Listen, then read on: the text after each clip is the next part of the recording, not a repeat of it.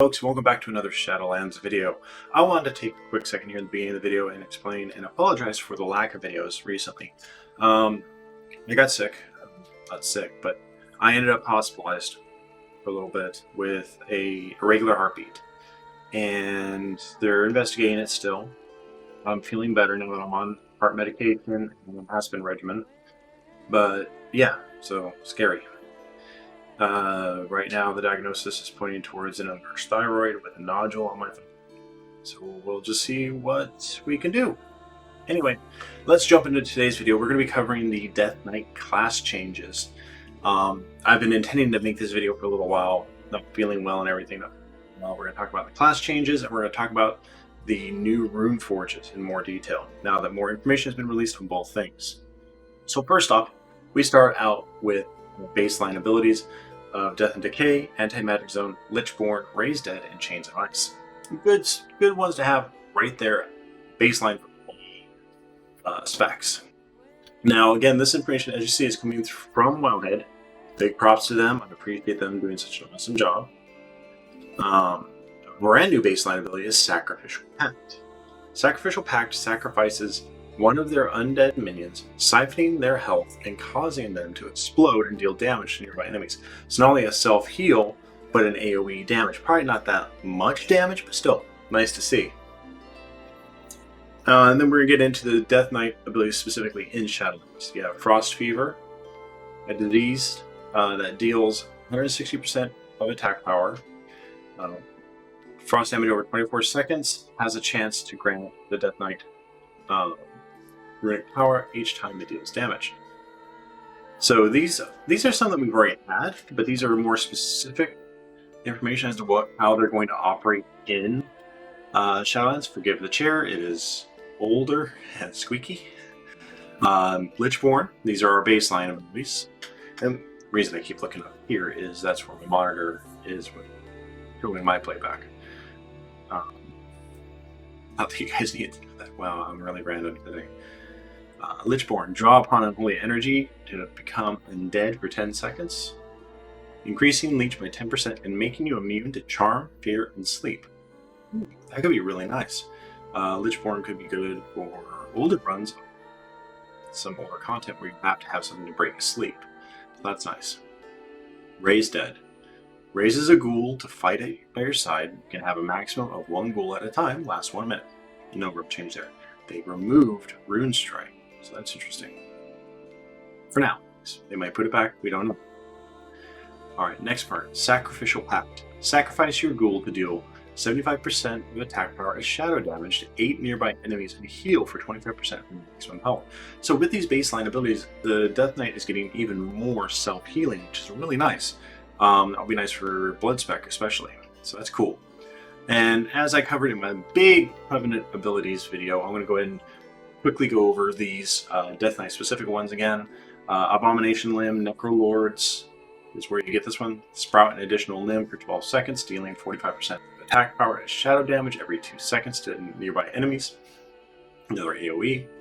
If an enemy is further than 8 yards from you, they hold your location. So it's a combination of an AoE ability and a death grip. That's pretty cool. So it's a nice little vacuum them in, burn them down. Death's Due comes from the knife.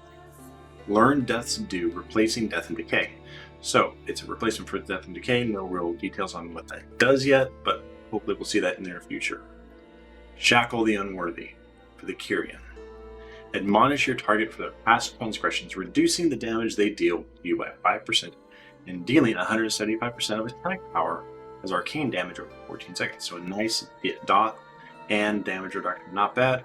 While Shackle of the Unworthy is active on an enemy, rune spending attacks reduce its cooldown by 4 seconds. So that's nice. So as it's active, you spend your runes, you can reduce the timer. It's nice. Swarming Mist comes from Venthyr, my personal pick for my first Covenant, but heavy mist surrounds you for 8 seconds, increasing your dodge by 10%.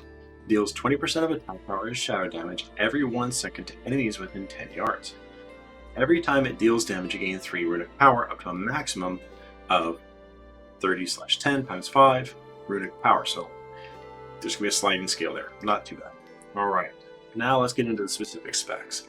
Blood Death Knight in Shadowlands. Blood Death Knight in Shadowlands class changes. Yes, I'm reading this, but I wanted to bring you this news and give you guys my thoughts on it. Rune Tap is now baseline. That's nice. So it won't require a talent, so that's good. Blood Tap. Blood Tap allows Death Knights to consume essence from slain enemies to generate 1 rune, and is repeatable whenever a bone shield charge is used. So nice. So nice little combination there where your bone shield charge gets used up, you can automatically Blood Tap, gain a rune back. That's nice. That's a nice little cycle there for the tanking. Relish and Blood. Relish and Blood will significantly heal these bloody bruisers for each active bone shield charge and grant 5 runic power when Death and Decay is cast while Crimson Scourge is active. So interesting. Not very clear on what that does. I would have to see it in practice. So Blizzard, if you're watching, love that alpha invite anytime. Blood Death Knight Shadowlands talent tree changes are level 15 you have Heartbreaker, Blood Drinker, Tombstone as your choices. Level 25 Rapid Decomposition, Hemostasis and Consumption. Level 30 Foul Bulwark, Messiari, Relish and Blood, one of the ones we just mentioned up above. Level 35 Will of the Necropolis, Anti-Magic Barrier, and Mark of Blood. Level 40 Grip of the Dead, Tightening Grasp, Wraithfall. Level 45 Gracious, Death Pact, and Blood Worms. I have always liked Blood Worms. I like them, so it's been one of my favorites. Level 50 Purgatory, Red Thirst, and Bone Storm. So that's neat. So, some interesting new choices on the talent tree. And let me know down below in the comments if you want to see me go through the talent calculator and kind of feel out and build out what I would use for each individual specs. And that just made my heart skip. My cat just surprised me in her grubble. It's my leg under the desk. Hello, Peaches.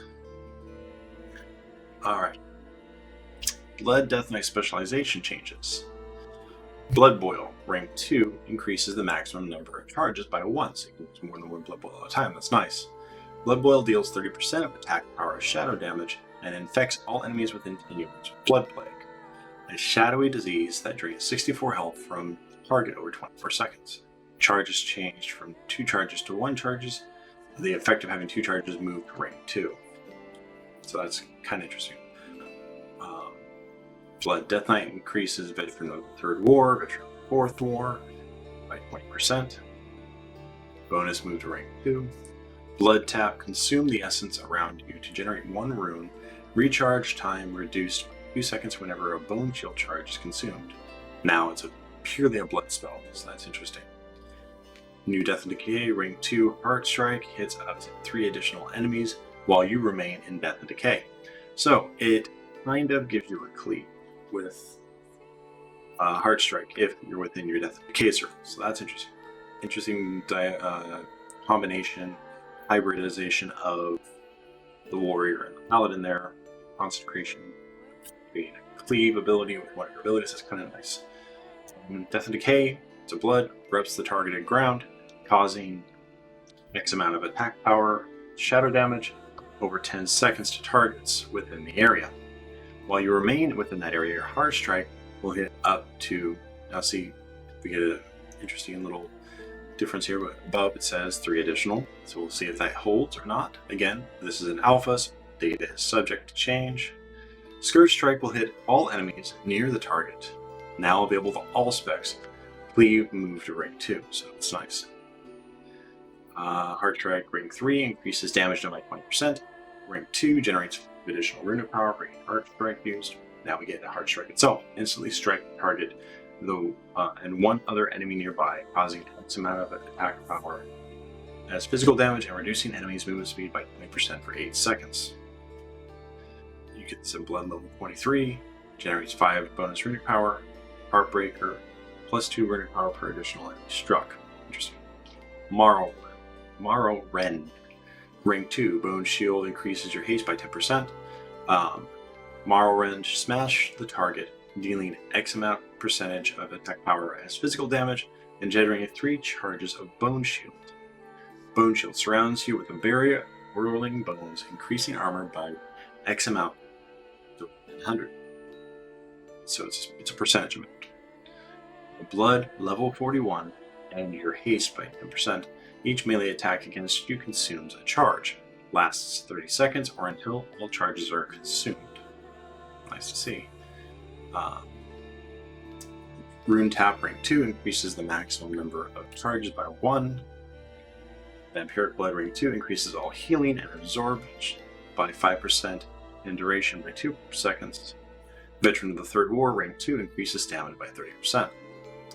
Fairly basic stuff, nice things to round out and balance out the blood tank as this new leveling system is in place with this level squish, but also then gives some new versatility. Now we're going to get into the nitty gritty of talents.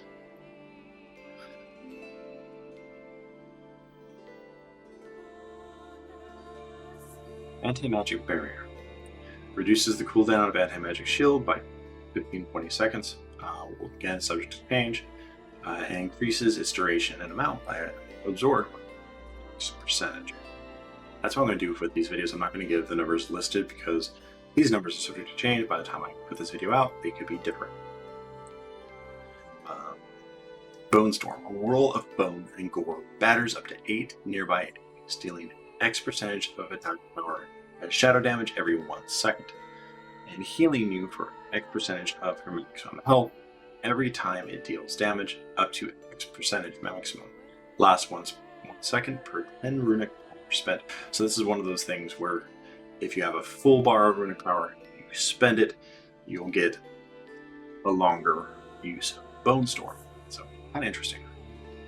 Consumption. Strikes to X amount of enemies in front of you with a hungering that deals X percentage of attack power as physical damage and heals you for, well, it's in green, I'm going to say 150% of that damage. So, again, subject to change, keep that in mind. Cooldown change from 45-second cooldown to 30-second cooldown. So nice, you can use consumption more often. That 15 seconds can make a big difference in a raid. Alright, Mark of Blood. Places a Mark of Blood on an enemy for 15 seconds. The enemy's damaging auto attacks will also heal their victim for X percentage of the victim's maximum health. Blood now requires level 60, down from 90. Tier 4 talent is in place of Rune Tap. Cost changed from 30 runic power to none, so I have no runic power as it probably has a decent cooldown on it. It might not. We'll have to see on the GCD. Rapid Decomposition. Rapid Decomposition. Your Blood Plague and Death and Decay deal 15% more damage more often. I read that wrong. Additionally, your Blood Plague leeches 50% more health. Red Thirst reduces the cooldown on vampiric blood by X amount of time per 10 runic power spent. Brand new one, Relish in Blood. Crimson Scourge is active. Your next Death and Decay heals you for X percentage amount of attack power, health per bone shield charge, and you immediately gain 10 runic power. Nice little thing. Rune Strike again has been removed. Rune Tap reduces all damage taken by X percentage for 4 seconds. Charges changed from 2 charges to 1 charge, second charge added with rank 2. And Voracious. Death Strike healing is increased by 20%, grants you 15% leech for 8 seconds. Brand new PvP talent. Red Blood Anti-Magic Zone. Places an Anti-Magic Zone for 10 seconds and reduces spell damage taken by party or raid members by X percentage. Now available to specs, so that's nice. Alright. The highlights for the Frost personal spec. You can now choose between 1 and 2-handed weapons, that's nice. Frostwind's Fury is now baseline, beautiful. Hypothermic Presence, it's brand new. Hypothermic Presence halves the runic power cost of abilities for a moderate amount of time. Frost Death Knight, the talent tree, with 15 you have Inexorable Assault, Icy Talent and Cold Heart, 25 Runic Attenuation, Raider Sufficiency and War of Winter, 30 Death's Reach, Asphyxiate, Blinding Sleet, 35 Avalanche, Frozen Pulse, Frost Sight, 40 Permafrost, Wraith Walk, Death Pact, 45 Gathering Storm, Hypothermic Presence, Glacial Advance, level 50 Ice Cap, Obliteration, and Breath of Cindergosa, one of my favorite things. Frost Death Knight specialization changes, Chains of Ice, shackles the target with frozen chains, reducing movement and speed X% for 8 seconds. New Empower Rune Weapon. Rank 2 reduces the cooldown by 50 seconds. Nice. Frost Strike. Chills your weapon with icy power and quickly strike the enemy, dealing X% of attack frost damage. Weapons with icy power and quickly strike both, dealing a total of X% of attack power plus X% of attack power is frost damage. So it's a way to benefit from doing one-handers and do more damage that might be closer to a two-handers damage though at a quicker pace. So keep that in mind. Rank 2 now increases damage by 20%, that's brand new. Howling Blast, blast the target with frigid wind, dealing X% of attack power. North Wind Winds, frost damage and applying frost fever to the target, frost damage to the foe within 10 yards, infecting all targets with frost fever. Frost fever is a disease that deals X% of attack power. That includes main hand and offhand, or if you're using a two-hander, stacked together as though it was.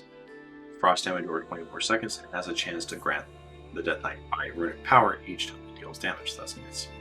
Brand new Healing Machine Rank 2. Your next Obliterate also deals frost damage, so another way to add it to it.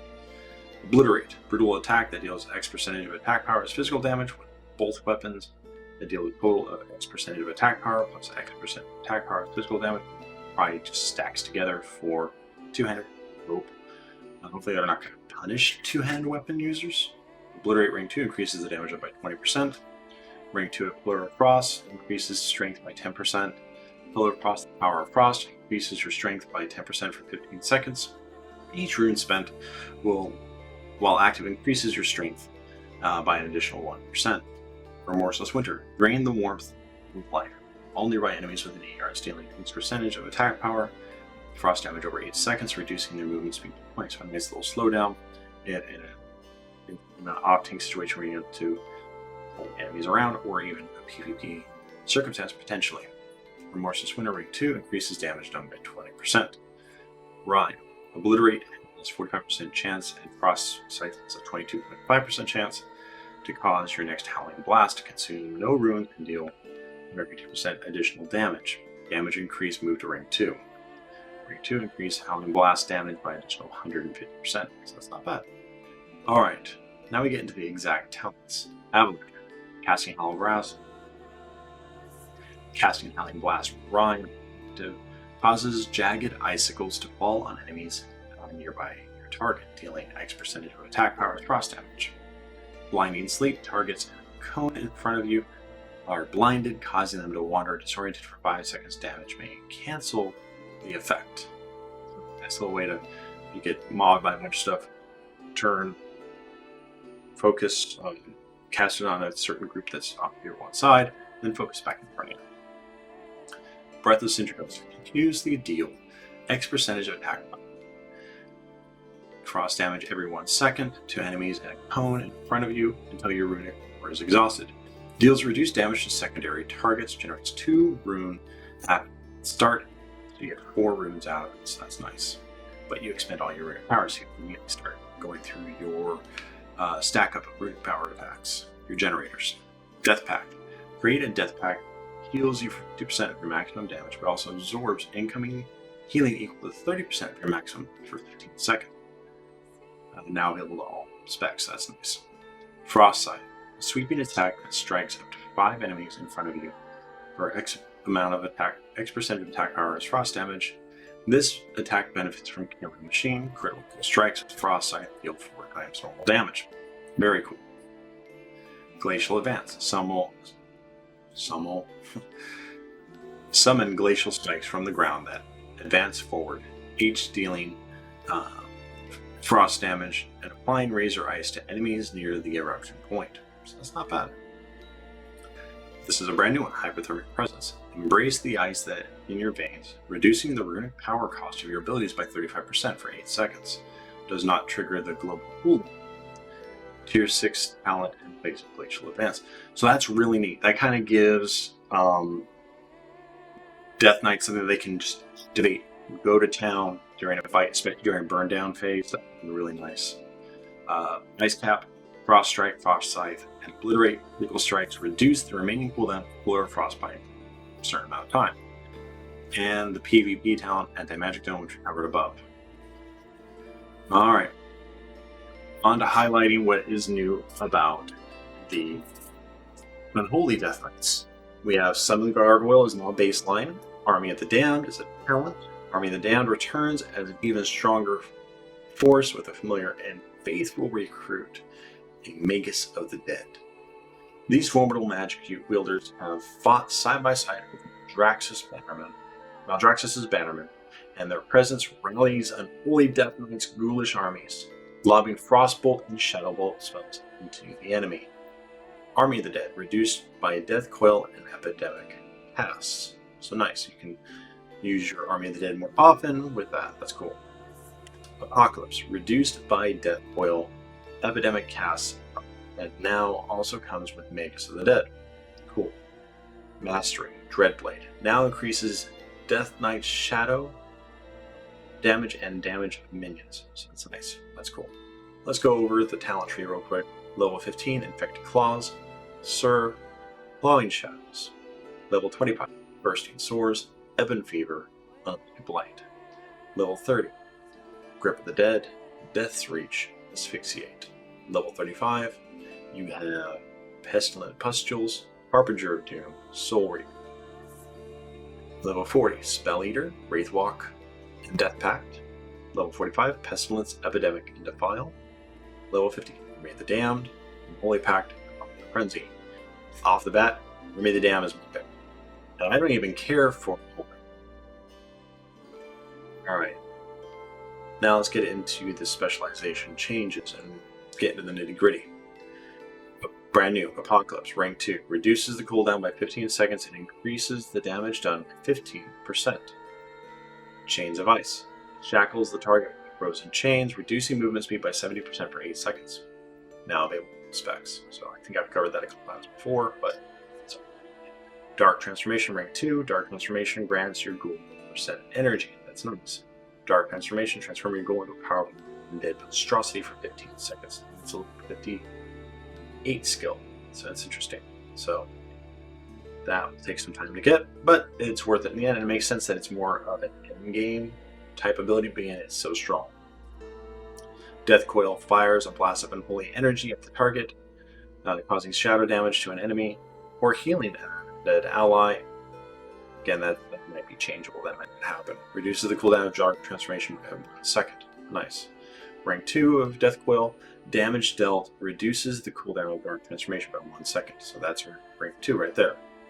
Death and Decay, specialization, change from Blood/Unholy to Blood, Frost, and Unholy. So across the board, you can use Death and Decay now. About that as a Frost Decay. Festering Strike, rank 2, increases damage done by 20%. Mastery, Dreadblade, which I mentioned above, increases the damage of your minions and shadow damage abilities by 18%. Outbreak, deals 10% of attack power. I just said that, sorry. Deals shadow damage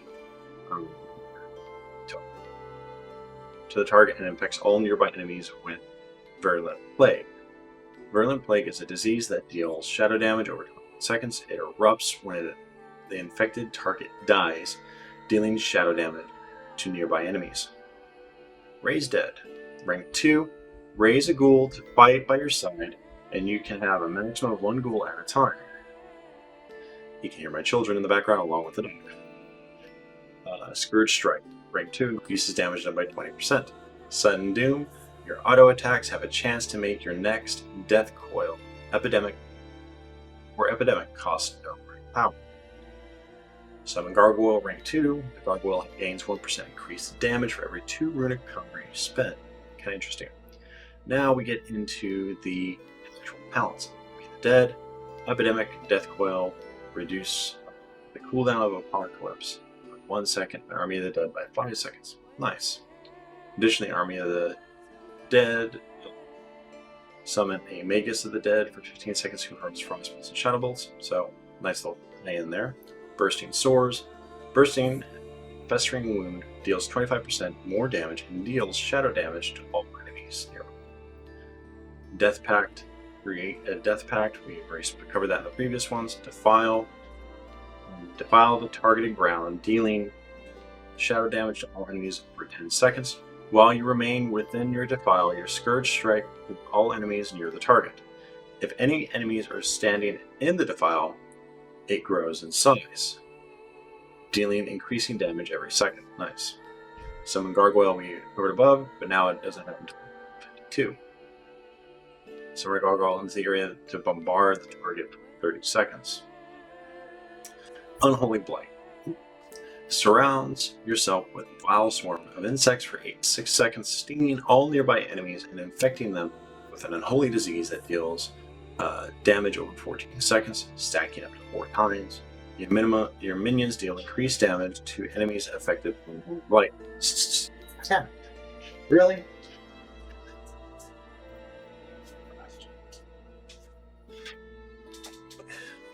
It's always something, isn't it, folks? Anyways, Unholy Pact, brand new. Dark Transformation creates an unholy pact between you and your pet, igniting flaming chains that deal shadow damage every second to enemies between you for 15 seconds. While active, your strength is increased by 8%. And that covers the talent changes for the Death Knight. Now we're going to get into the Rune Forges. I want to cover these both in the same thing. Now that we have more details about them. We have Rune of Hysteria. It fixes your rune weapon with a rune that increases maximum runic power by 20, and your attacks have a chance to increase runic power generation by 20% for 8 seconds. That's nice. So 3+ haste. Rune of Sanguination. It fixes your rune weapon with a rune that causes your death strike deals increased damage based upon the target's missing health. When you fall below 35% health, you heal for 48% of your maximum health for 8 seconds. That's a nice one. That would be nice for a tank. Rune of Spell fixes your weapon with a rune that deflects 3% of all spell damage and has a chance to create a shield that absorbs magic damage equal to 10% of your maximum health. When an enemy damages the shield, their cast speed is reduced by 10% for 6 seconds. Not bad. Rune of Unending Thirst. It fixes your rune weapon with a rune that grants 10% haste and movement speed and heals you for 5% of your maximum health when you kill an enemy that yields experience or honor. Additionally, increases your movement speed while dead by 10%.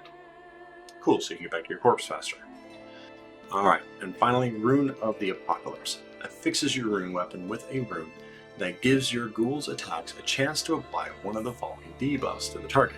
Death, 1% healing rune. War, increases damage taken by the Death Knight by 1%. Famine, reduces damage taken by the Death Knight by 2%. Pestilence, slows the target by 15% and deals increased damage over time. Now, these are just, again, alpha notes. These can change at any time. I want to take a quick second and say thank you to my community for all your support and encouraging messages as I'm healing from being in the hospital. And I also want to thank our patrons on Patreon, our subscribers here on Twitch, and our subscribers on Twitch and our subscribers here on YouTube. Sorry, I stream a little more than I make videos, so that's an easy mix-up. Anyways, thank you guys. Make sure to hit that like button and that subscribe button. Don't forget to hit the notifications so you can know when new videos are posted.